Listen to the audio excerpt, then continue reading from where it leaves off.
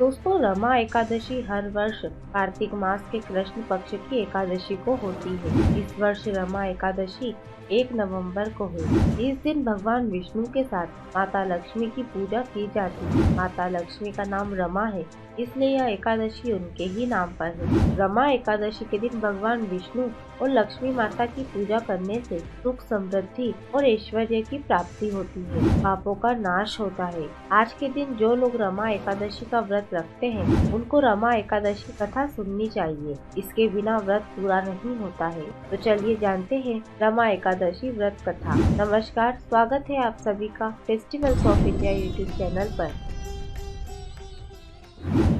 धर्मराज युधिष्ठिर कहने लगे कि हे भगवान, कार्तिक कृष्ण एकादशी का क्या नाम है, इसकी विधि क्या है, इसके करने से क्या फल मिलता है, तो आप विस्तार पूर्वक बताइए। भगवान श्री कृष्ण बोले कि कार्तिक कृष्ण पक्ष की एकादशी का नाम रमा है। यह बड़े बड़े पापों का नाश करने वाली है। इसका महात्म मैं तुमसे कहता हूँ, ध्यान पूर्वक सुनो। हे राजन, प्राचीन काल में मुचुकुंद नाम का एक राजा था। उसकी इंद्र के साथ मित्रता थी और साथ ही यम, कुबेर, वरुण और विभीषण भी उसके मित्र थे। यह राजा बड़ा धर्मात्मा, विष्णु भक्त और न्याय के साथ राज करता था। उस राजा की एक कन्या थी, जिसका नाम चंद्रभागा था। उस कन्या का विवाह चंद्रसेन के पुत्र शोभन के साथ हुआ था। एक समय शोभन अपनी पत्नी के साथ ससुराल आया। उन्हीं दिनों जल्द ही पुण्यदायिनी रमा एकादशी भी आने वाली थी। शोभन शरीर से दुबला पतला था और उसे भूख बर्दाश्त नहीं होती थी, लेकिन राजा ने पूरे राज्य में यह घोषणा करवा दी थी कि एकादशी के दिन किसी के भी घर पर भोजन नहीं बनेगा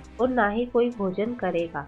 घोषणा सुनते ही शोभन को अत्यंत चिंता हुई और अपनी पत्नी से कहा कि हे प्रिय, अब क्या करना चाहिए? मैं किसी प्रकार भी भूख सहन नहीं कर सकूंगा। ऐसा उपाय बतलाओ कि जिससे मेरे प्राण बच सके, अन्यथा मेरे प्राण अवश्य चले जाएंगे। चंद्रभागा कहने लगी कि हे स्वामी, मेरे पिता के राज्य में एकादशी के दिन कोई भी भोजन नहीं करता। हाथी, घोड़ा, ऊंट, बिल्ली, गौ आदि भी तृण, अन्न, जल आदि ग्रहण नहीं कर सकते। फिर मनुष्य का तो कहना ही क्या। यदि आप भोजन करना चाहते हैं तो किसी दूसरे स्थान पर चले जाइए, क्योंकि यदि आप नहीं रहना चाहते हैं तो आपको अवश्य व्रत करना पड़ेगा। ऐसा सुनकर शोभन कहने लगा कि हे प्रिय, मैं अवश्य व्रत करूंगा। जो भाग्य में होगा वह देखा जाएगा। इस प्रकार से विचार कर शोभन ने व्रत रख लिया और वह भूख व प्यास से अत्यंत पीड़ित होने लगा। जब सूर्य नारायण अस्त हो गए और रात्रि को जागरण का समय आया, जो वैष्णवों को अत्यंत हर्ष देने वाला था, परंतु शोभन के लिए अत्यंत दुखदायी हुआ। प्रातः काल होते शोभन के प्राण निकल गए। तब राजा ने सुगंधित काष्ठ से उसका दाह संस्कार करवाया, परंतु चंद्रभागा ने अपने पिता की आज्ञा से अपने शरीर को दग्ध नहीं किया और शोभन की अंत्येष्टि क्रिया के बाद अपने पिता के घर में ही रहने लगी। रमा एकादशी के प्रभाव से शोभन को मंदरांचल पर्वत पर धन धान्य से युक्त तथा शत्रुओं से रहित एक सुंदर देवकुल प्राप्त हुआ। एक समय मुखचंद्र नगर में रहने वाले एक सोम शर्मा नामक ब्राह्मण तीर्थ यात्रा करता हुआ घूमता घूमता उधर जा निकला और उसने शोभन को पहचान लिया कि यह तो राजा का जमाई शोभन है। उसके निकट गया। शोभन भी उसे पहचान कर अपने आसन से उठकर उसके पास आया और प्रणाम आदि करके कुशल प्रश्न किया। ब्राह्मण ने कहा कि राजा मुचुकुंद और आपकी पत्नी कुशल से हैं। नगर में भी सब प्रकार से कुशल है, परंतु हे राजन, हमें आश्चर्य हो रहा है। आप अपना वृत्तांत कहिए कि ऐसा सुंदर नगर जो कभी न देखा न कभी सुना, आपको कैसे प्राप्त हुआ? तब शोभन बोला कि कार्तिक कृष्ण की रमा एकादशी का व्रत करने से मुझे यह नगर प्राप्त हुआ, परंतु यह अस्थिर है। यह स्थिर हो जाए ऐसा उपाय कीजिए। ब्राह्मण कहने लगा कि हे राजन, यह स्थिर क्यों नहीं है और कैसे स्थिर हो सकता है? आप बताइए, फिर मैं अवश्य वह उपाय करूंगा। मेरी इस बात को आप मिथ्या न समझिए। शोभन ने कहा कि मैंने इस व्रत को श्रद्धा रहित होकर किया है,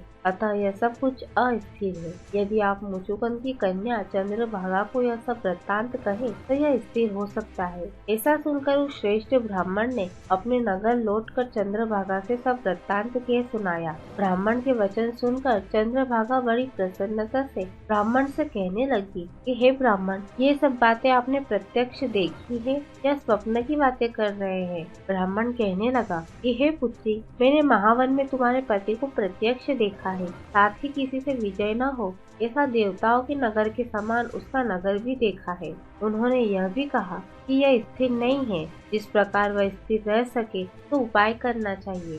चंद्रभागा कहने लगी कि हे विप्र, तुम मुझे वहाँ ले चलो। मुझे पतिदेव के दर्शन की तीव्र लालसा है। मैं अपने किए हुए पुण्य से उस नगर को स्थिर बना दूंगी। आप ऐसा कार्य कीजिए जिससे उनका हमारा संयोग हो, क्योंकि वियोगी को मिला देना महान पुण्य है। ओम शर्मा यह बात सुनकर चंद्रभागा को लेकर मंदरांचल पर्वत के समीप वामदेव ऋषि के आश्रम पर गया। वामदेव जी ने सारी बात सुनकर वेद मंत्रों के उच्चारण से चंद्रभागा का अभिषेक कर दिया। तब ऋषि के मंत्र के प्रभाव और एकादशी के व्रत से चंद्रभागा का शरीर दिव्य हो गया और वह दिव्य गति को प्राप्त हुई। इसके बाद बड़ी प्रसन्नता के साथ अपने पति के निकट गई। अपनी प्रिय पत्नी को आते देखकर शोभन अति प्रसन्न हुआ और उसे बुलाकर अपनी बाई तरफ बिठा लिया। चंद्रभागा कहने लगी कि हे प्राणनाथ, आप मेरे पुण्य को ग्रहण कीजिए। अपने पिता के घर जब मैं 8 वर्ष की थी, तब से विधि पूर्वक एकादशी के व्रत को श्रद्धा पूर्वक करती आ रही हूँ।